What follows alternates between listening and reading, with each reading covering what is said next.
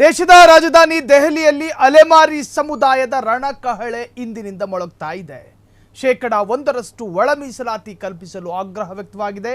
ದೆಹಲಿಯ ಜಂತರ್ ಮಂತರ್ನಲ್ಲಿ ಪ್ರತಿಭಟನೆಯ ರಣಕಹಳೆ ಇವತ್ತಿನಿಂದ ಮೊಳಗಿದೆ. ಸಿದ್ದರಾಮಯ್ಯ ಸರ್ಕಾರ ಒಳ ಮೀಸಲಾತಿ ಹಂಚಿದ ರೀತಿಗೆ ಆಕ್ರೋಶ ವಿಸ್ಫೋಟಗೊಂಡು ಎಐಸಿಸಿ ಕಚೇರಿಗೆ ಮುತ್ತಿಗೆ ಹಾಕೋದಕ್ಕೆ ಪ್ರಯತ್ನಗಳಾಯಿತು. ಇನ್ನು ಪ್ರತಿಭಟನಾಕಾರರನ್ನು ವಶಕ್ಕೆ ಪಡೆದಂತಹ ಪೊಲೀಸರು ಕಾಂಗ್ರೆಸ್ ನಾಯಕರ ಭೇಟಿ ಮಾಡಿದ ಅಲೆಮಾರಿ ನಿಯೋಗ. ಇನ್ನು ಸಾಮಾಜಿಕ ನ್ಯಾಯದ ಬಗ್ಗೆ ರಾಹುಲ್ ಸಿದ್ದರಾಮಯ್ಯ ಮಾತಾಡ್ತಾರೆ. ಆದರೆ ಬಲಾಢ್ಯ ಸಮುದಾಯಗಳ ಒತ್ತಡಕ್ಕೆ ಅವರೇ ಮಣಿದಿದ್ದಾರೆ. ಅವರೇ ಮಣಿದ್ರೆ ಹೇಗೆ? ಅಲೆಮಾರಿ ಸಮುದಾಯಕ್ಕೆ ಅನ್ಯಾಯ ಮಾಡಿದ್ದಾರೆ ಎಂದು ಕಿಡಿಕಾರಿದ್ದಾರೆ.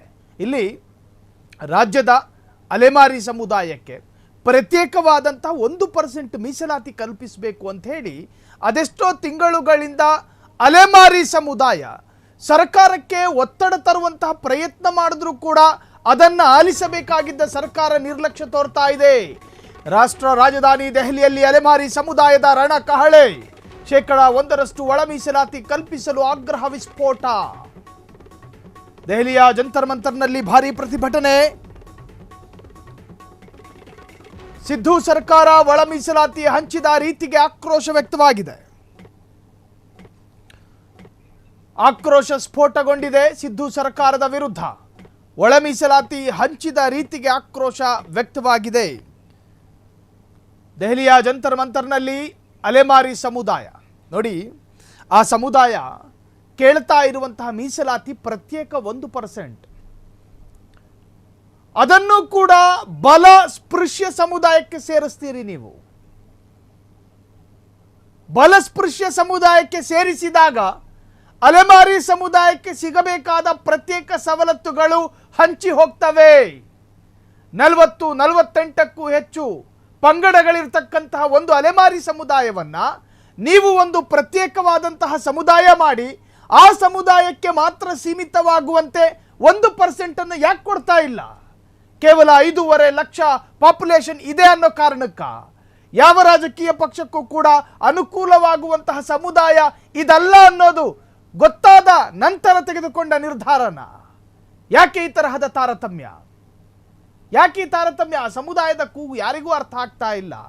ಆ ಸಮುದಾಯದ ನಾಯಕರು ಅಂತ ಕರೆಸಿಕೊಳ್ಳುವ ಸಿದ್ದರಾಮಯ್ಯರ ಕ್ಯಾಬಿನೆಟ್ನಲ್ಲಿಲ್ಲ ಬಿಡಿ, ಆದರೆ ಅಸೆಂಬ್ಲಿಯಲ್ಲಿದ್ದಾರಲ್ಲ, ಅದೇ ಸಮುದಾಯದ ನಾಯಕರು ಕೂಡ ಆ ಸಮುದಾಯಕ್ಕೆ ಸಿಗಬೇಕಾದ 1% ಮೀಸಲಾತಿ ಸಿಗಲೇಬೇಕು ಅಂತ ಹಠಕ್ಕೆ ಇಳಿಯುವ ಯಾವೊಬ್ಬ ನಾಯಕನೂ ಇಲ್ಲ.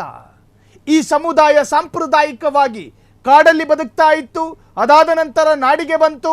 ಅಲ್ಲಲ್ಲಿ ಚಾಟಿ ಬೀಸಿಕೊಂಡು ಕೆಲವೊಂದು ಸಮುದಾಯ ನಿರ್ಗತಿಕವಾಗಿ ಬದುಕ್ತಾ ಇದೆ. ಸಮುದಾಯದ ಜನ ಕೂತ್ಕೊಳ್ಳಲು ಸೂರಿಲ್ಲದೆ, ಜೀವನ ಮಾಡೋದಕ್ಕೆ ಸರಿಯಾದಂತಹ ಮನೆಗಳಿಲ್ಲದೆ ಕರ್ನಾಟಕದ ಅದೆಷ್ಟೋ ಭಾಗಗಳಿಗೆ ಹಂಚಿ ಹೋಗಿದೆ ಈ ಸಮುದಾಯ.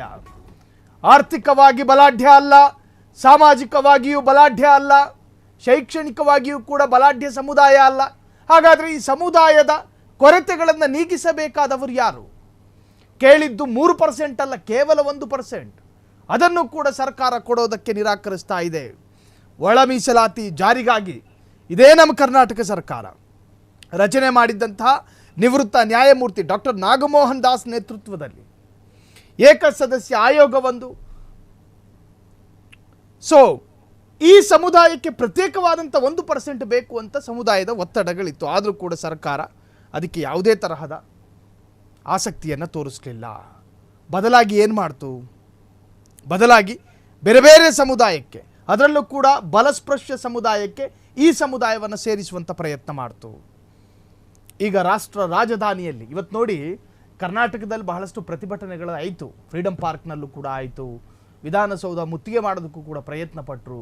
ಯಾರನ್ನ ಸೆಳೆಯೋದಕ್ಕೆ? ಕರ್ನಾಟಕದಲ್ಲಿ ಯಾವ ಪ್ರತಿಭಟನೆಯೂ ಕೂಡ ವರ್ಕೌಟ್ ಆಗೋದಿಲ್ಲ ಅಂತ ಗೊತ್ತಾದ ನಂತರ ಇದೇ ಸಮುದಾಯದ ನಾಯಕರು ದೇಶದ ರಾಜಧಾನಿ ದೆಹಲಿಯ ಜಂತರ್ ಮಂತರ್ ಮೈದಾನದಲ್ಲಿ, ಅದರಲ್ಲೂ ಕೂಡ ರಾಜ್ಯದಲ್ಲಿ ಆಡಳಿತದಲ್ಲಿರೋದು ಕಾಂಗ್ರೆಸ್ಸಿನ ಹೈಕಮಾಂಡ್ ನಾಯಕರು ಇರೋದು ಡೆಲ್ಲಿಯಲ್ಲಿ, ಎಐಸಿಸಿ ಕಚೇರಿಯನ್ನು ಮುತ್ತಿಗೆ ಹಾಕೋದಕ್ಕೆ ಪ್ರಯತ್ನ ಮಾಡಿದ್ರು. ಅಟ್ಲೀಸ್ಟ್ ನಾಯಕರಾದರೂ ಬರಲಿ ಅಂತ. ಆದರೆ ಎಐಸಿಸಿ ಅಧ್ಯಕ್ಷರು ಆಸ್ಪತ್ರೆಯಲ್ಲಿದ್ದಾರೆ, ಅದು ಬೇರೆ ವಿಚಾರ. ಆದರೆ ರಾಹುಲ್ ಗಾಂಧಿ, ಸೋನಿಯಾ ಗಾಂಧಿ, ಪ್ರಿಯಾಂಕಾ ಗಾಂಧಿ ಗಮನಕ್ಕಾದರೂ ತರೋಣ ಅನ್ನುವಂಥ ಪ್ರಯತ್ನ ಅವರದಿತ್ತು. ಸುರ್ಜೇವಾಲರ ಗಮನಕ್ಕಾದರೂ ತರೋಣ ಅಂತ. ಆದರೆ ಇವತ್ತಿನಿಂದ ರಣಕಹಳೆ ಮೊಳಗಿದೆ. ನಿಲ್ಲಿಸುವ ಪ್ರಶ್ನೆಯೇ ಇಲ್ಲ. ನಮ್ಮ ಸಮುದಾಯಕ್ಕೆ ಪ್ರತ್ಯೇಕವಾದ 1% ಮೀಸಲಾತಿ ಸಿಗುವವರೆಗೂ ಕೂಡ ನಮ್ಮ ಹೋರಾಟದಿಂದ ನಾವು ಜಾರುವುದಿಲ್ಲ. ಇದು ಈ ಸಮುದಾಯದ ಪ್ರತಿಜ್ಞೆ.